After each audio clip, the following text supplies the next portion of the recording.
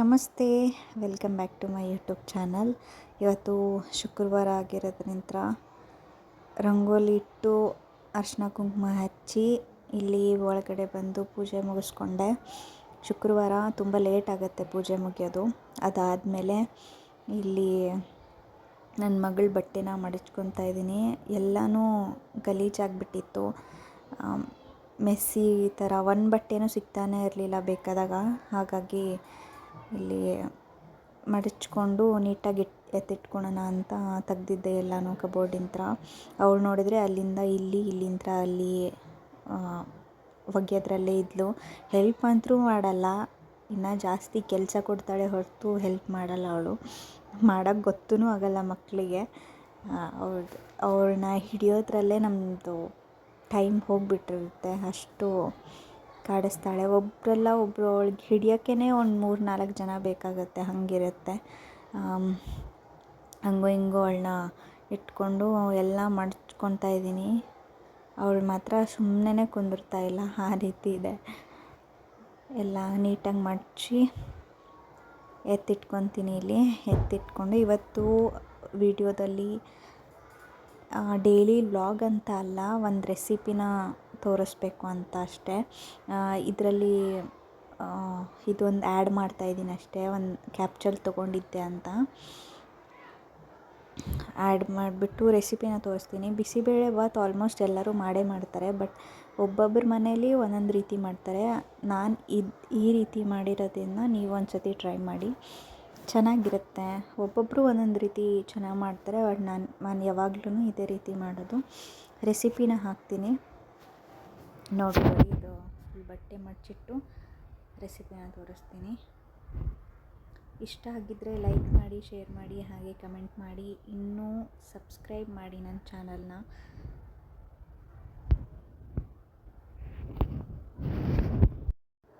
ಇಲ್ಲಿ ಗರಂ ಮಸಾಲೆ, ಬಿಸಿಬೇಳೆ ಬಾತ್ ಪೌಡರ್, ಧನಿಯಾ ಪೌಡರ್, ಅಚ್ಚ ಖಾರದ ಪುಡಿ ತೊಗೊಂಡಿದ್ದೀನಿ. ಅದಾದಮೇಲೆ ಒಂದು ಅರ್ಧ ಈರುಳ್ಳಿ, ಗೋಡಂಬಿ, ದ್ರಾಕ್ಷಿ, 1 ಸ್ಪೂನ್ ಶುಂಠಿ ಬೆಳ್ಳುಳ್ಳಿ ಪೇಸ್ಟ್, 1-2 ಹಸಿಮೆಣ್ಸಿನ್ಕಾಯಿ ತೊಗೊಂಡಿದ್ದೀನಿ ಫ್ಲೇವರ್ಗೆ. ಇಲ್ಲಿ ರೇಷನ್ ಅಕ್ಕಿ ತೊಗೊತಾ ಇದ್ದೀನಿ, 1 ಗ್ಲಾಸಷ್ಟು ರೇಷನ್ ಅಕ್ಕಿನ ತೊಗೊಳ್ಳಿ. ರೇಷನ್ ಅಕ್ಕಿಲೇ ತುಂಬ ಚೆನ್ನಾಗಿ ಬರೋದು ಬಿಸಿಬೇಳೆ ಬಾತ್. ಅದಾದಮೇಲೆ ತೊಗರಿಬೇಳೆ ಚೆನ್ನಾಗಿ ವಾಶ್ ಮಾಡ್ಕೊಳ್ಳಿ ಒಂದು 3-4 ಸತಿ.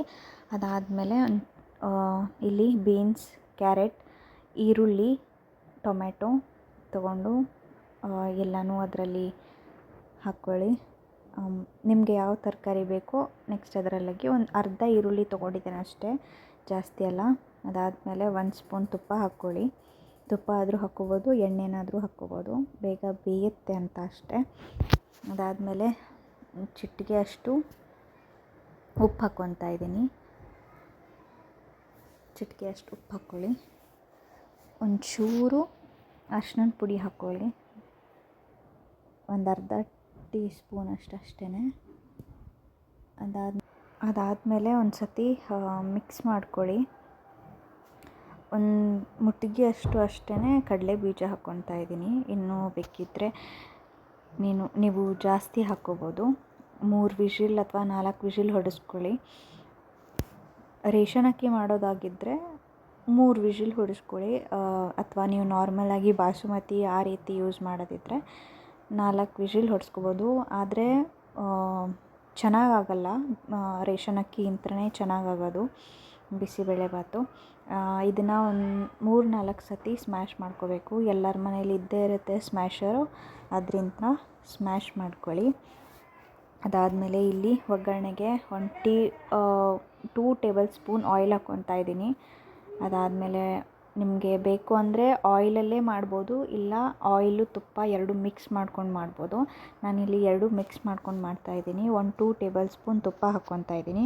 ಅದಾದಮೇಲೆ ಕಡಲೆಬೇಳೆ, ಜೀರಿಗೆ, ಸಾಸಿವೆ ಒಗ್ಗರಣೆಗೆ ಹಾಕ್ಕೊತಾ ಇದ್ದೀನಿ. ಕರಿಬೇವು ಕೂಡ ಹಾಕ್ಕೋಬೋದು, ಕರಿಬೇವು ಇರಲಿಲ್ಲ ಅಂತ ನಾನು ಇಷ್ಟನ್ನೇ ಹಾಕ್ಕೊತಾ ಇದ್ದೀನಿ. ಅದೊಂಚೂರು ಫ್ರೈ ಆದಮೇಲೆ ಒಂದು 4 ಮೆಣಸುಕಾಳನ್ನ ಹಾಕ್ಕೊಳ್ಳಿ, ಚೆನ್ನಾಗಿರುತ್ತೆ.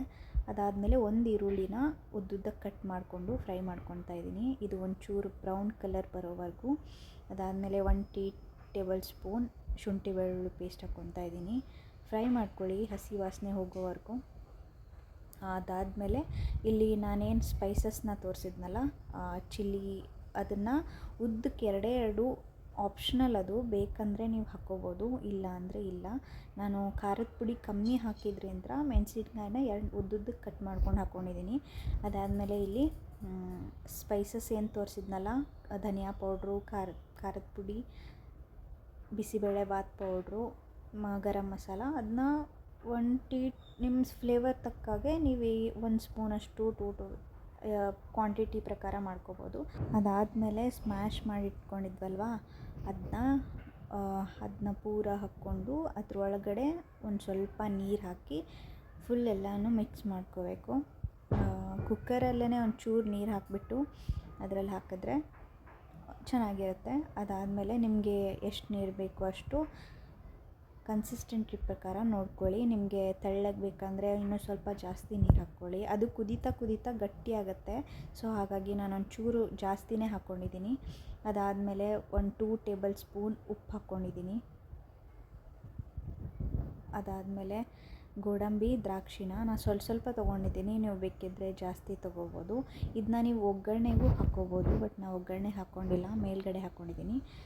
ಒಂದು 5 ನಿಮಿಷ ಇದನ್ನ ಕುದಿಸ್ಬಿಟ್ಟು ಮೇಲ್ಗಡೆ ಕೊತ್ತಂಬರಿ ಸೊಪ್ಪು ಹಾಗೆ 2 ಟೇಬಲ್ ಸ್ಪೂನ್ ಅಥವಾ 1 ಟೇಬಲ್ ಸ್ಪೂನ್ ಅಷ್ಟು ತುಪ್ಪ ಹಾಕ್ಕೊಂಡ್ಬಿಟ್ರೆ ಬಿಸಿಬೇಳೆಬಾತ್ ರೆಡಿ ಆಗುತ್ತೆ. ನೀವು ಒಂದು ಸತಿ ಟ್ರೈ ಮಾಡಿ, ತುಂಬ ಚೆನ್ನಾಗಿರುತ್ತೆ. ಒಂದು 5 ನಿಮಿಷ ಇದನ್ನ ಕುದಿಸ್ಬಿಟ್ಟು ಮೇಲ್ಗಡೆ ಖಾರ ಬೂಂದಿ ಹಾಕ್ಕೋಬೋದು, ಚೆನ್ನಾಗಿರುತ್ತೆ. ತುಂಬ ಚೆನ್ನಾಗಿರುತ್ತೆ ಇದು ರೆಸಿಪಿ, ಒಂದು ಸತಿ ಟ್ರೈ ಮಾಡಿ. ಇವತ್ತಿನ ವ್ಲಾಗ್ ಇಷ್ಟೇ ಆಗಿರುತ್ತೆ. Thank you for watching. Bye.